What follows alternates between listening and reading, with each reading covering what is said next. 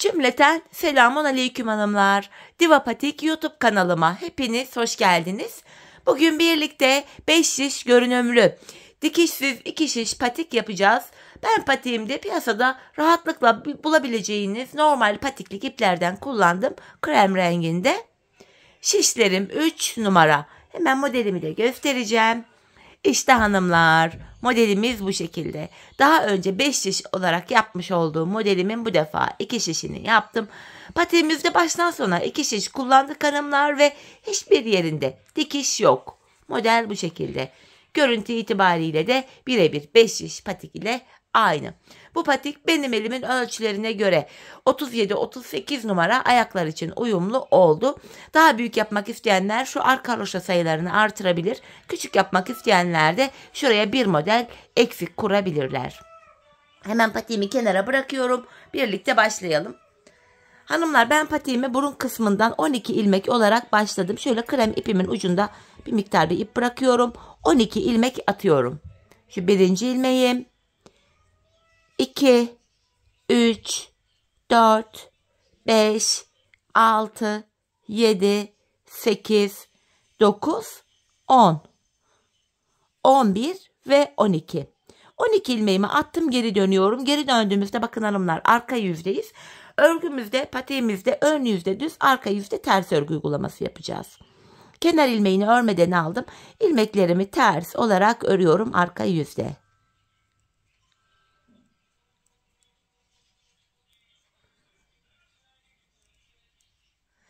Sonuncu ilmeğimi de ters ördüm. Geri dönüyorum, ön yüzdeyim. Artık artırmalara başlayacağız hanımlar. Artırma işlemini ilk 2 ilmeği ördükten sonra yapacağız. Bir de son 2 ilmek kalana kadar örüp öyle artıracağız. Kenar ilmeğini aldım. İkinci ilmeğimi de örüyorum. Hemen buraya bakın, ipimi şöyle parmağıma dolayarak bir ilmek attım. 2 ilmekten sonra artırmamı yaptım. Şimdi son 2 ilmeğim kalana kadar öreceğim. Bu sol kenara da hemen artırmamı yapıyorum. İlmek attım buraya. Kalan 2 ilmeğimi düz örüyorum. 2 ilmek artırdık. Böylece 14 ilmeğimiz oldu. Şimdi geri döndüm, arka yüzdeyim. Arka yüzde artırma yapmıyoruz hanımlar. İlmeklerin tamamını ters olarak örüyoruz. Artırma işlemi sadece ön yüzde yapılıyor.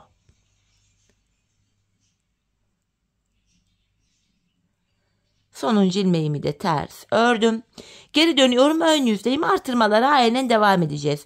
Kenar ilmeğinden sonra ikinci ilmeğimi örüyorum. Hemen ikinci ilmekten sonra buraya bir ilmek attım. Şimdi son 2 ilmek kalana kadar öreceğim. Sol kenardan da artırmamı yapacağım. Artırma işlemi bu şekilde yapılıyor. Bu şekilde. Bakın, son 2 ilmeğim kaldı hanımlar. Hemen artırmamı yapıyorum. Kalan 2 ilmeğimi örüyorum. Böylece 16 ilmeğimiz oldu. Şimdi geri döneceğiz. Arka yüzde ilmekler ters örülecek. Ön yüzde yine 2 ilmek öreceğiz, artıracağız. Bir de son 2 ilmek kalana kadar öreceğiz. Artırmamızı yapacağız. Hanımlar, ben bu patiğimde şişimde toplamda 28 ilmeğim olana kadar artırmamı yaptım. Sonra modele başladım. Şimdi hep birlikte 28 ilmek olana kadar artırmaları yapalım gelelim. Ardından birlikte modelimizi kuralım.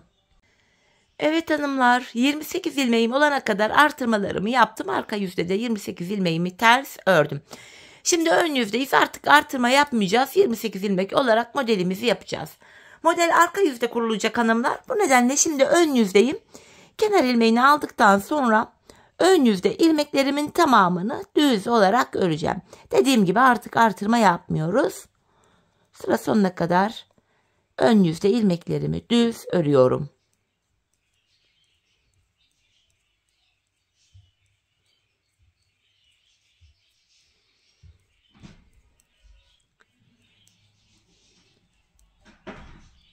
Sonuncu ilmeğimi de düz ördüm. Şimdi arka yüzde model kurulumunu yapacağız. Bu model 5 ilmek ve katları üzerine kuruluyor hanımlar. Şimdi arka yüzdeyim. Kenar ilmeğini, modelimizi kuruyoruz hanımlar. Bakın, kenar ilmeğini örmeden aldım. Yine ilmekleri ters öreceğim, fakat ipimi şişime 2 kere dolayarak öreceğim. Bakın, şöyle ipimi şişime 2 kere doluyorum. İlmeğimi ters örüyorum. Burada maksat ilmek boylarını uzatmak. Tekrar ipimi şişime 2 kere dolayıp ilmeğimi örüyorum. Arka yüzde ilmeklerimizi bu şekilde örüyoruz. İpimi şişime 2 kere dolayarak ilmeklerimi ters örüyorum. Son 2 ilmek kalana kadar bu şekilde öreceğiz hanımlar.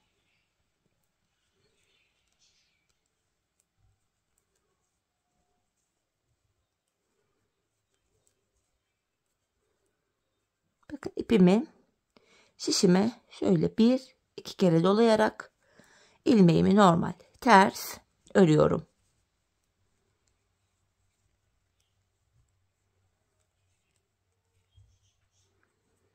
Modelimizin arka yüzde 1. sırası.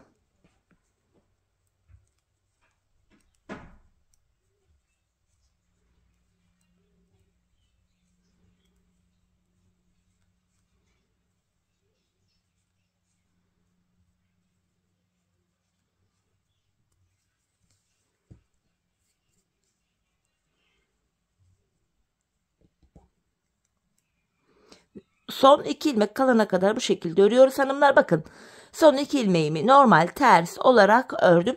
Arka yüzde modelin 1. sırasını tamamladık. Şimdi geri dönüyorum. Ön yüzde modelde 2. sıramızı yapacağız hanımlar. Şeklimizi oluşturacağız bu sıramızda. Kenar ilmeğini aldıktan sonra yanındaki 2. ilmeğimi de düz ördüm. Burada ilmekleri açıyoruz. Bakın 2 kere dolamıştık. 5 ilmeğimi açacağım. 2, 3, 4, 5. 2 kere doladığım ilmeklerimi açtım. Bakın ilmek boylarımız uzadı. Bu 5 ilmeğimi şöyle şişime takıyorum. 5'ini birden örüyorum. Bakın 5 ilmeği sol şişimden bırakmadım. İpimi şişime bir kere doladım. Aynı yerden bakın 3. ilmeği çıkarttım.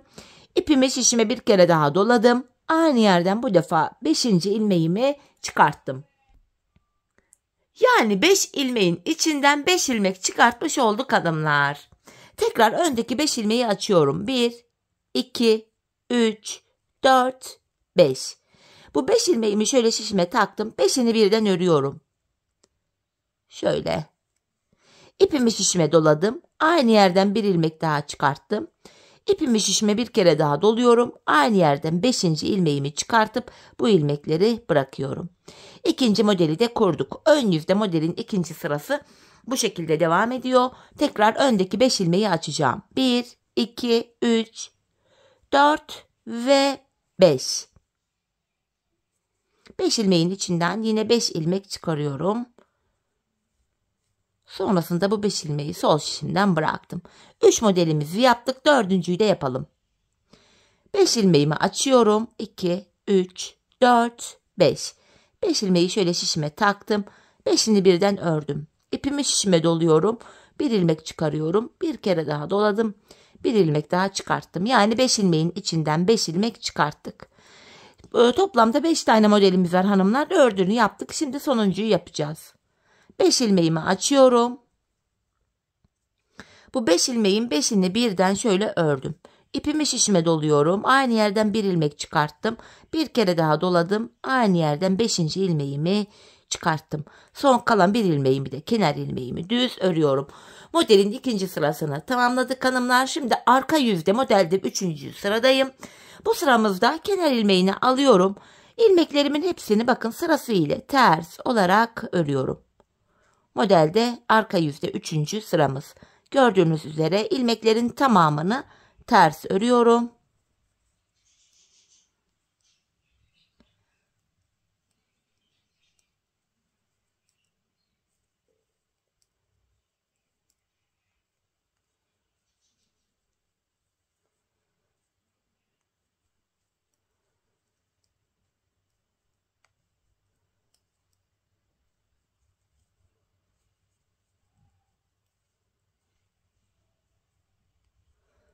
Kalan son 2 ilmeği de yine ters ördüm.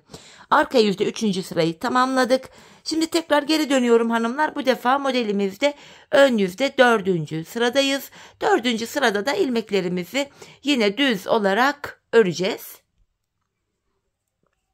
Kenar ilmeğini aldıktan sonra ilmeklerimi sırası ile düz olarak örüyorum.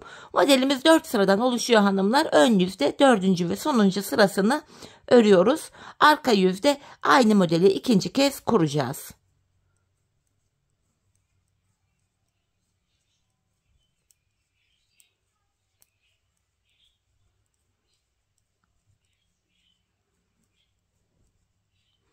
Sonuncu ilmeğimi de ördüm.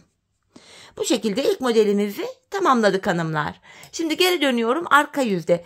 İkinci modele başlayacağız. Arka yüzde ikinci modelin kurulumunu yapacağız. Şimdi modelde birinci sıradayız. Aynı işlemi devam edeceğiz. Kenar ilmeğini aldıktan sonra ilmeklerimi ipimi şişime 2 kere dolayarak ters örüyorum. Bakın 2 kere dolayarak ilmeğimi ters ördüm. Maksat burada ilmek boylarını uzatmak. İpimi şişime 2 kere dolayarak son 2 ilmek kalana kadar ilmeklerimi ters öreceğim.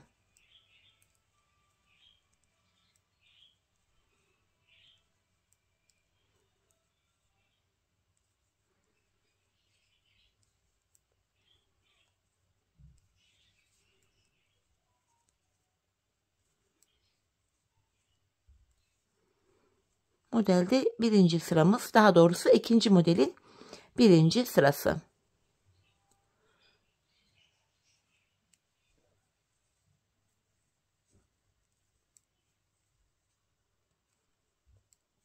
Son 2 ilmeğim kalana kadar ilmeklerimi bu şekilde örmeye devam edeceğim.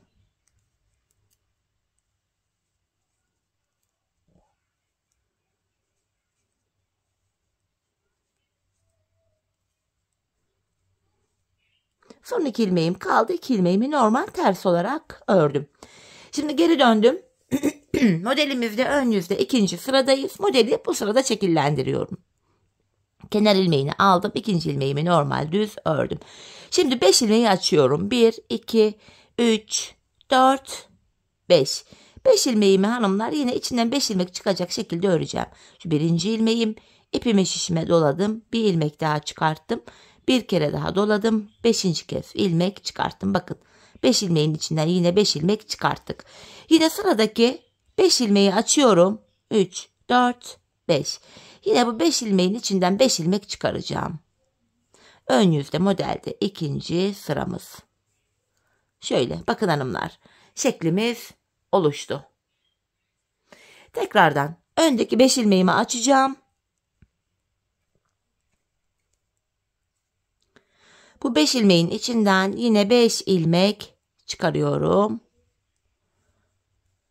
Tekrar sıradaki 5 ilmeğimi açıyorum. Yine bu 5 ilmeğin içinden 5 ilmek çıkarıyorum. Şu 3 doladım, 4. Bir ilmek daha çıkarttım, 5. Yeniden bir 5 ilmek daha açacağım. 5 tane modelimiz var. 5.'yi yapıyoruz. Yine bu 5 ilmeğin içinden 5 ilmek çıkarıyorum. 3, 4 ve 5. Sonuncu ilmeğimi düz ördüm. Bu şekilde. Gördüğünüz gibi hanımlar ikinci modelin ön yüzde ikinci sırasını yaptık. Modelimiz bu şekilde şekillendi. Modelin 3. ve 4. sırasında hanımlar yapacağımız işlem aynı. 3. sırada arka yüzde ilmeklerin tamamını ters öreceğiz. Ön yüzde modelin 4. sırasında ilmeklerin tamamını düz öreceğiz. Ardından tekrar arka yüzde aynı modeli kuracağız. Aynı modeli arka yüzde kuracağız. Yani arka yüzde ipimizi şişimize 2 kere dolayarak ilmekleri ters öreceğiz. Modelimiz bu şekilde devam edecek hanımlar. İlk 2 modeli böyle birlikte yaptık. Hanımlar ben bu patiğime toplamda şöyle yaptığımız yerleri sayalım. 1, 2, 3, 4, 5, 6 tane model yaptım. 6. modelimi yaptıktan sonra hanımlar 6. modelimde yine 4 sıra ördüm. Bu defa arka yüzde model kurulumu yapmadım. İlmeklerin tamamını arka yüzde normal ters olarak ördüm. Ön yüzde bilek ayrımı yaptım. Sizler 35-36 numara gibi küçük bir ayak numarasına göre yapacaksanız buraya 5 tane model yapabilirsiniz. Daha büyük yapmak isteyenler yine 6 tane model yapabilir. Şu arka roşa sayılarını artırabilir. Bu şekilde patik boyu büyüyebilir. Şimdi hanımlar hep birlikte patiğimizin ön bölümüne desenlerimizi tamamlayalım. Gelelim ardından birlikte bilek ayrımını yapalım. Evet hanımlar toplamda 6 tane modelimi yaptım. Geldim 1, 2, 3, 4, 5, 6. 4 sıradan oluşan 6. modelimi bitirdikten sonra arka yüzde tekrar model kurulumu yapmadım. İlmeklerimi normal ters olarak ördüm. Ön yüze geldim. Şimdi bilek ayrımı yapacağız. 28 ilmeğimiz var hanımlar. 28 ilmeğimi 14 iki yana paylaştıracağım. Önce patiğimizin sağ kenarını sonra da 14 ilmekle sol kenarını yapacağız. Öncelikle hanımlar kenar ilmeğini aldıktan sonra ikinci, üçüncü, 4, 5, 6, 7, 8, 9, 10, 11, 12, 13 ilmek ördüm. 14. ilmeğimi örerken öndeki 2 ilmeği alıyorum. Birbiriyle yer değiştirdim. Yer değiştirdiğim 14. ilmeğimi yine ördüm. Bu sol kenarda da 14 kaldı. 2, 4, 6, 8, 10, 14. Şimdi bu sol taraftaki 14 ilmek şişimde beklesin. Ben bu sağ tarafı yapacağım. Yedek şişi olmayanlar hanımlar bir tığ yardımıyla ilmeklerin içinden ip geçirerek bu ilmeklerin kaçmasını önleyebilirler. Yedek şişimi alıyorum. Geri dönüyorum hanımlar. Patiğimin sağ kenarını yapacağım. Patiğimin şu kenarına bilek bölümüne 7 ilmek haroşa ördüm hanımlar. Ben haroşalarımı örgümün hem ön hem arka yüzünde düz örgü örerek elde ediyorum. Şimdi buradaki kenar ilmeğimle birlikte şöyle ilk 7 ilmeğim haroşa. Kenar ilmeğini aldım. İkinci, üçüncü, 4, 5, 6, 7. 7 ilmek haroşamı düz ördüm. Bakın buraya bir diş haroşa oluştu. Arka yüzdeyim. Kalan 7 ilmeğimi arka yüzde ters örüyorum. Tekrar geri döndüm. Yeniden ön yüzdeyim hanımlar. Sağ kenarı bu şekilde yapıyoruz. Kenar ilmeğini aldıktan sonra kenardaki 7 ilmeğim ön yüzdeyim. Düz örülüyor. Kenardaki 7 ilmek haroşamı da yine düz öreceğim. Çünkü ben haroşalarımı örgümün her iki tarafında düz örüyorum. Sonuncu ilmeği de ördüm. Tekrar geri dönüyorum. Yine arka yüzdeyim. Arka yüzde kenar ilmeğimle birlikte yine 7 ilmek haroşamı düz öreceğim.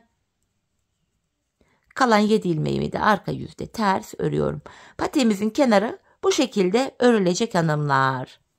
Tekrar geri döndüm. Şöyle baktığımızda burada 2 diş haroşam oluştu. Ben bu patiğimin şu kenarına 14 diş 14 sıra haroşa ördüm. Benim ölçüme göre tam oldu. Sizler bu aşamada hanımlar patiğinizi ayağınıza ölçerek yapabilirsiniz. Ölçüyü de şöyle alabilirsiniz. Ayak parmak ucumuzla şu burun kısmını şöyle getirin. Şu arka bölümü, şu bölümü, şu topuğunuzun şu kenarına gelene kadar örün hanımlar. Bu şekilde ayağınıza ölçerek yaparsanız patik ayağınıza tam olur. Dediğim gibi ben buraya 14 diş haroşa ördüm. Şimdi ölçülerimize göre patiğimizin sağ kenarını tamamlayalım, gelelim. Evet hanımlar, buraya 14 sıra haroşamı ördüm, geldim. İpimiz haroşalı tarafta değil de sağ tarafta kaldı. Şimdi buradaki ilmeklerim kaçmasın diye bir tığ yardımıyla ilmeklerin içinden ip geçireceğim. Dilerseniz hanımlar yedek şişiniz varsa ilmekler şişlerde de bekleyebilir. Fakat ben böyle ip geçireceğim. Çünkü tabanımızı örerken şişler elime takılmasın, rahat örebileyim diye bu şekilde yapıyorum. Dediğim gibi şişlerde de ilmekler bekleyebilir. Hemen ipin ucunu şöyle sökülmesin diye, ilmekler de çıkmasın diye düğümledim. Krem ipimi hanımlar kenarda şöyle bir miktar bırakıp şöyle kesiyorum. Şimdi patiğimizin hanımlar sol kenarını yapacağız. Sağ kenarı nasıl yaptıysak sol kenarda aynı şekil yapılacak. Bakın şu ilk bilek kenarından başlayacağım örmeye. Bu kenara 7 ilmek haroşamızı örüyoruz. Yine haroşaya devam ediyoruz. Bilek kenarına gelen bölümde 7 ilmek haroşamız olacak.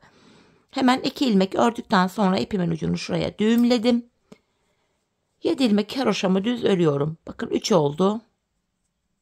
İpimin ucunda gizleyerek götüreyim. Şu 4, şu 5, 6, 7 haroşamı düz ördüm. Kalan 7 ilmeğimi de şu anda ön yüzdeyim. Düz olarak örüyorum. Geri döndüm. Arka yüzdeyim. Arka yüzde kenardaki 7 ilmek ters örülüyor. Son 7 haroşa ilmeğimi de düz örüyorum. Patiğimizin sol kenarı da bu şekilde yapılıyor hanımlar. Bilek kenarına 7 ilmek haroşa öreceğiz. Bu diğer sol kenarda kalan 7 ilmeği de ön yüzde düz, arka yüzde ters olacak şekilde öreceğiz. Bakın burada bir diş haroşamız oluştu. Sağ kenara kaç diş haroşa yaptıysak sol kenara da aynı sayıda haroşalarımızı örmemiz gerekiyor.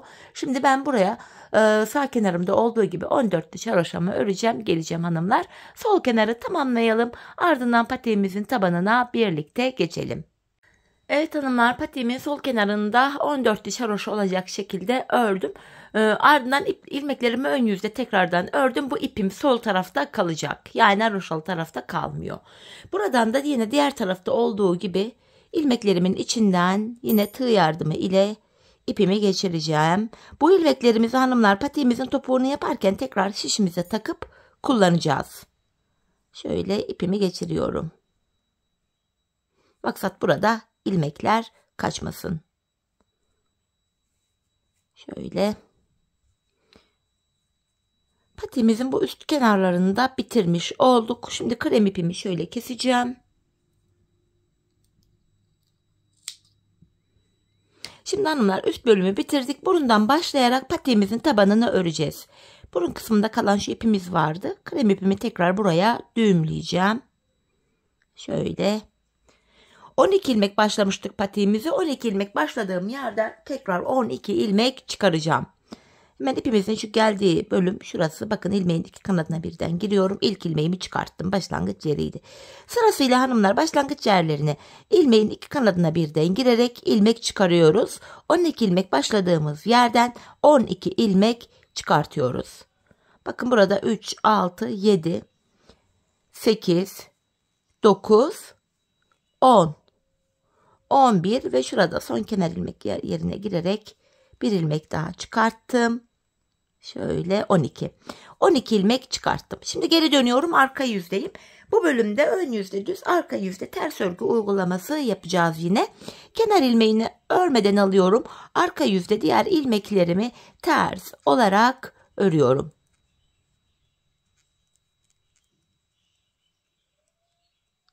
Sonuncuyu da ters ördüm.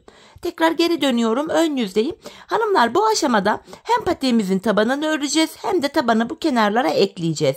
İlmek sayımız da artacak.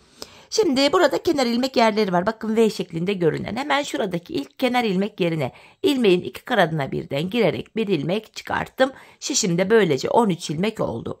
Ardından diğer ilmeklerimi düz olarak örüyorum. Bu ilmek çıkartma işlemini ön bölümde yapıyoruz. Patiğimizin düz tarafında. İlk ilmeğimizi sağ kenardan, ikinci ilmeğimizi de ön yüzde sol kenardan çıkaracağız. Her iki kenardan da ilmekler çıkarıyoruz. Sonuncu ilmeğimi de ördükten sonra şimdi de şu kenarda bakın V şeklinde kenar ilmek yeri var. İlmeğin iki kanadına birden girerek buradan da ilmek çıkarttım. Şişimde böylece 14 ilmek oldu. Geri dönüyorum, arka yüzdeyim. İlk ilmeğimi örmeden aldım. Arka yüzde ilmek çıkartma işlemi yok. Arka yüzde ilmekler ters olarak örülecek. Sonuncu ilmeğimi de ters ördüm. Geri dönüyorum, yine ön yüzdeyim. Yine bir sonraki yani sıradaki kenar ilmek yerim şurası. Buraya girerek yine bir ilmek çıkarttım. Böylece şişimde 15 ilmek oldu. Şimdi ön yüzde diğer ilmeklerimi öreceğim. Ardından sol kenardan da bir ilmek çıkaracağım. Bakın sonuncu ilmeğimi de ördüm. Şimdi de burada bir sonraki kenar ilmek yerine girerek ilmeğimi çıkarıyorum. Aynı kenar ilmek yerine iki kere girmiyoruz ya da bir kenar ilmek yeri atlayıp diğerine geçmiyoruz. Sırasıyla kenar ilmek yerine girerek ilmekleri çıkarıyoruz. Tekrar geri döndüm. Arka yüzde ilmeklerimizi ters olarak örüyorum. 12 ilmeğimiz vardı. Yanlardan ilmek çıkarttık. 16 ilmek oldu şu anda. Sonuncu ilmeğimi de yine ters ördüm. Tekrar geri dönüyorum. Ön yüzdeyim. Yine bir sonraki kenar ilmek yerine girerek ilmeğimi çıkarttım. 17 ilmek oldu. Şimdi şişimdeki ilmeklerimi de sıra sonuna kadar öreceğim. Ardından sol kenardan da bir ilmek çıkaracağım ve 18 ilmeğimiz olacak. Sonuncu ilmeğimi de ördükten sonra hemen burada da kenar ilmek yerine girerek ilmek çıkarttım. 18 oldu. Hanımlar biz bu ilmek çıkartma işlemine şişimizde toplamda 28 ilmek olana kadar devam edeceğiz. Çünkü patiğimizin üst bölümünü de 28 ilmek olarak yapmıştık. Tabanımızda da yine 28 ilmek olacak. Bu bölümde 28 ilmek olana kadar yanlardan ilmeklerimizi çıkartalım, gelelim. Evet hanımlar, patiğimin burun bölümünü yaptım. Şişimde şu anda 28 ilmeğim var. 27. ilmeği sağdan, 28. ve sonuncu ilmeği de sol kenardan çıkarttım. Artık 28 ilmek olarak tabanımızı örmeye devam edeceğiz. Şimdi geri dönüyorum hanımlar. Arka yüzdeyim. Kenar ilmeğini örmeden aldım. İlmeklerimi sırasıyla ters olarak öreceğim. Son 2 ilmeğim kalana kadar ilmeklerimi ters örüyorum.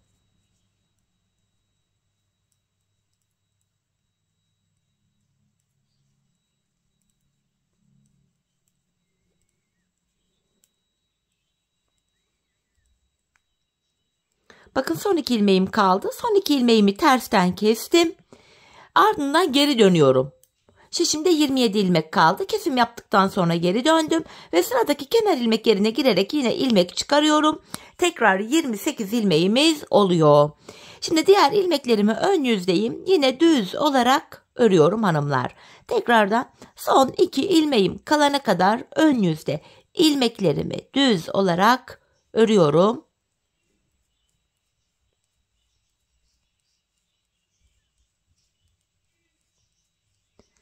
Bakın son 2 ilmeğim kaldı. Ön yüzde olduğum için son 2 ilmeğimi düzden kestim. Ve bir sonraki sıradaki kenar ilmek yerine girerek ilmek çıkarttım. Yeniden 28 ilmeğimiz oldu. Tekrar geri dönüyoruz. Tabanımız 28 ilmek olarak bu şekilde örülüyor. İlk ilmeğimi örmeden aldım. Yine arka yüzde ilmeklerimi ters örüyorum. Patiğimizin taban bölümünde artık yapacağımız işlem bu. Son 2 ilmek kalana kadar öreceğiz. Son 2 ilmeğimizi arka yüzdeysek eğer tersten keseceğiz. Ön yüzdeysek de düzden keseceğiz ve sıradaki kenar ilmek yerinden ilmek çıkaracağız. Bakın son 2 ilmeğim kaldı. Arka yüzde olduğum için son 2 ilmeği tersten kesiyorum. Geri döndüm ve sıradaki kenar ilmek yerim şurası. Buraya girerek ilmeğimi çıkarttım. Şimdi tekrar ön yüzdeyim. Bu defa ilmeklerimi düz olarak öreceğim. Tabii ki yine son 2 ilmeğim kalana kadar.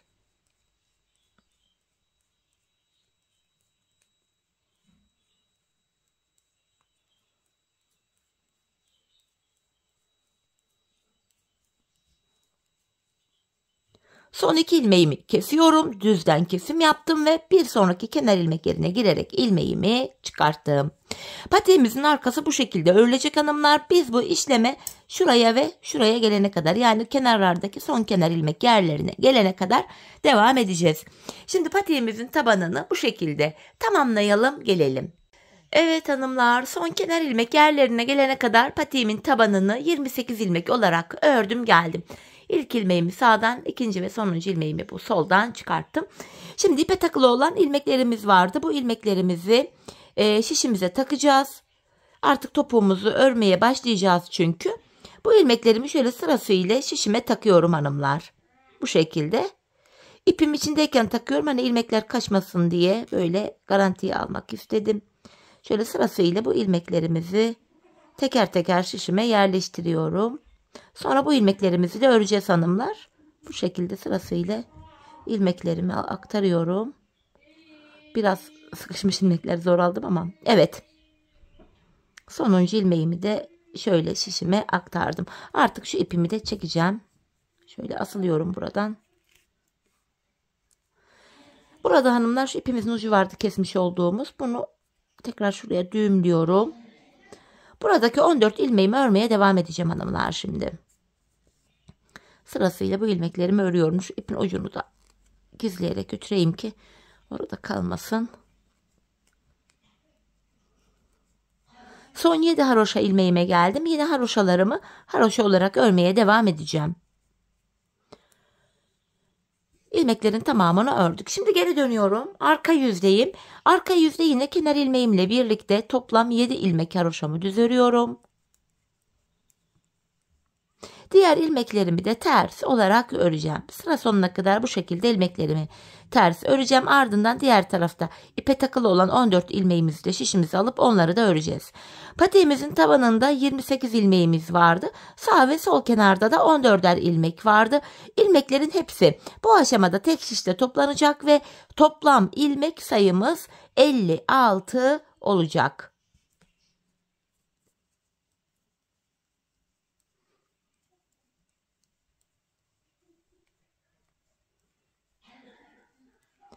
Evet, sonuncu ilmeğimi de ters ördükten sonra şuradaki ilmekleri de şişime takacağım şimdi. Çünkü bunları da öreceğiz. Bu şekilde sırasıyla şişime aktaracağım ilmeklerimi. Sonra bunları öreceğiz. Ön yüzde de hanımlar topuk kesimine başlayacağız. Bu şekilde hepsini şişime aktardım. İpimi de çekiyorum. Burada da hemen şu düğümü atacağım ama arka yüze atacağım. Ön yüzde düğüm görünmesin. Arkada kalsın, iç tarafta. Şöyle tekrar buradaki ilmeklerimi de örüyorum hanımlar. Arka yüzdeyim. Bunları da ters örmeye devam ediyorum. Sadece son 7 haroşa ilmeğimi düz öreceğim. Bakın bu şekilde haroşalarımı düz örüyorum. Evet hanımlar, ilmeklerin hepsi tek şişte toplandı. Şimdi topuk kesimine başlayacağız. Bu aşamada topuk kesiminde bize kolaylık sağlasın diye sol tarafa 24 ilmek ayıracağım. Sayalım. 4, 8, 12, 16, 20, 24. Hemen şu aradan girdim. Şuradan ip geçireceğim. Yeri belli olsun diye hanımlar. Şuraya bir ip takıyorum. Sol tarafa bu şekilde 24 ilmek ayırdık. Şimdi topuğumuzu örmeye başlayacağım. Yine 7 ilmek haroşamız topuk yapılırken de devam edecek. Patiğimizin arka bölümünde model bütünlüğü sağlansın diye. Öncelikle 7 ilmek haroşamı örüyorum. Şimdi ön yüzdeyim. İlmeklerimi düz olarak ve sayarak örmeye devam edeceğim. 7 haroşamı örmüştüm. 8, 9, 10, 11, 12, 13, 14. Hemen şuradaki ipi de gizleyerek götüreyim. 15, 16, 17, 18, 19, 20, 21, 22, 23 ilmek ördüm. 24. ilmekte öndeki 2 ilmeği birlikte keserek örüyorum. 23 ördüm, 24. de kesim yaptım. Zaten bu sol tarafa da 24 ilmek ayırmıştık. Topuğumuz için orta kısma baktığımızda burada da 7 ilmek kaldı. Bu 7 ilmek her seferinde birer birer kesilecek, eksilecek, bitecek ve böylece topuğumuz oluşacak. Şimdi yapacağımız işlem şu. Geri dönüyoruz hanımlar kesimden sonra. İlk ilmeğimi örmeden aldım. Diğer ilmeklerimi arka yüzde olduğum için ters örüyorum. Sadece kenardaki son 8 ilmeğim haroşa olduğu için haroşalarımı düz öreceğim. Bu şekilde son 8 ilmeğime geldim. Haroşalarımı düz olarak örüyorum. Sonuncu ilmeğimi de düz ördüm. Tekrar geri dönüyorum. Yeniden ön yüzdeyiz. Bir önceki sırada yaptığım işlemin aynısını yapacağım. Yani ilk 23 ilmeğimi öreceğim. 24. ilmekte kesimimi yapacağım. 7 haroşamı ördüm, sayarak gidiyorum. 8. ilmeğim 9, 10, 11, 12, 13, 14, 15, 16, 17, 18, 19, 20, 21, 22, 23 ilmek ördüm. 24. de yandan da bir ilmek aldım. İkisini keserek örüyorum. İkinci kesimi yaptık. Bir önceki sırada şu arada 7 ilmek vardı. Şimdi baktığımızda bir ilmek eksildi. 6 ilmek kaldı. Şimdi yapacağımız işlem şu. Kesim yaptık. Geri dönüyoruz. Arka yüzde ilmekleri örüyoruz. Ön yüzde yine 23 ilmek örüp 24. de kesimimizi yapıyoruz hanımlar. Biz bu kesme işlemine şu işaretli yere kadar, yani şu aradaki 6 ilmek bitene kadar devam edeceğiz. Şimdi hep birlikte bu 6 ilmek bitene kadar patiğimizin topuğunu yapalım, gelelim. Evet hanımlar, patiğimin topuğunu şu işaretlere kadar bakın kestim, geldim. İpimi artık çekiyorum burada. İlk başta sol tarafa 24 ilmek ayırmıştım. Kesimlerden sonra sağ şişimde de 24 ilmeğim kaldı. Yani her iki şişimizdeki ilmek sayısı da birbirine eşit. Bu aşamada patiğimin düz tarafı içeride, ters tarafı da dışarıda olacak şekilde ikiye katladım. Ben tığ ile kolay kesim yapabildiğim için tığımı aldım hanımlar. İlk kesimim şöyle. Benden taraftaki şişten bir ilmek, ikinciden de bir ilmek aldım. İkisini topluyorum. Diğer kesimlerim de şöyle olacak. Benden taraftaki şişten bir ilmek, ikinci şişten de bir ilmek alıyorum. İkinci ilmeği ilkinin içinden geçirip tığımdaki ilmeklerimi topluyorum. Benden taraftaki şişten bir ilmek, ikinciden de bir ilmek aldım. İkinci ilmeği ilkinin içinden geçirdim. Tığımdaki ilmekleri topluyorum.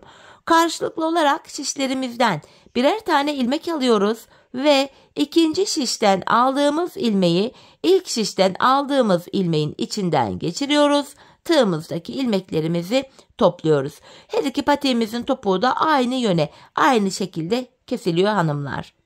Bu şekilde. Kalan ilmeklerimizi de aynı şekilde kesip gelelim. Evet hanımlar, ilmeklerimi kestim. Son birer ilmeğim kaldı. Bu aşamada önce benden taraftaki ilmeğimi, sonra da ikinci şişimdeki ilmeğimi tığıma aldım. Tığımda 3 ilmeğim var. Üçünü birden topladım. Buraya da 2 tane zincir çekip ipimi kesiyorum. Hemen ipimizin ucunu gizleyelim. Topuğumuza bakalım ardından. Şöyle arka ilmek aralarına girerek sıkılayarak ipimizin ucunu gizliyoruz. Hemen bakalım topuğumuza da. İşte hanımlar, 5 şiş patik topuğu gibi hiçbir farkı yok. Gizli kesim çok temiz, güzel oldu. Patiğimizin duruşu bu şekilde. Modelli tarafın duruşu da yine şöyle hanımlar. Hemen manken ayağı da giydirelim. Ayaktaki duruşuna da bakalım birlikte. 5 diş patikten hiçbir farkı yok. Üstelik de dikişsiz. Çok şık, çok güzel oldu. Hem çeyize uygun hem günlük kullanım için uyumlu, hoş bir patik oldu. Ben çok beğenerek yaptım. Çok severek yaptım.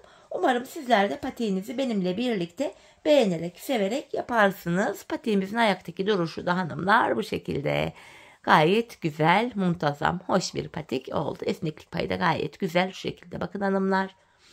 Evet, yine birlikte güzel bir modelin daha sonuna geldik. Umarım sizlere faydalı, hoş bir video olmuştur. Yeni modellerde, yeni videolarda buluşmak dileğiyle. Şimdilik hoşça kalın, sağlıcakla kalın.